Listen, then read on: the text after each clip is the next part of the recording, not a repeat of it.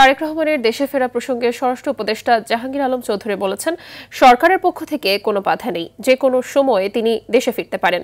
দুপুরে গাজীপুরের একটি হাইওয়ে থানা পরিদর্শন করে সাংবাদিকদের বিভিন্ন প্রশ্নের জবাবে তিনি একথা বলেন। এ সময় তিনি আরও বলেন, ভারত থেকে যাদের পুশিন করা হচ্ছে, অমানবিকভাবে তাদের ঠেলে দেওয়া হচ্ছে। বিষয়টি ভারতের হাইকমিশনারকে জানানো হয়েছে। পরে শালনা হাইওয়ে থানা, গাজীপুর ৬৩ ব্যাটালিয়ন বিজিবি অফিস পরিদর্শন ও কৃষি মন্ত্রণালয়ের শ্রীপুরের আঞ্চলিক কার্যালয় পরিদর্শন করেন স্বরাষ্ট্র উপদেষ্টা।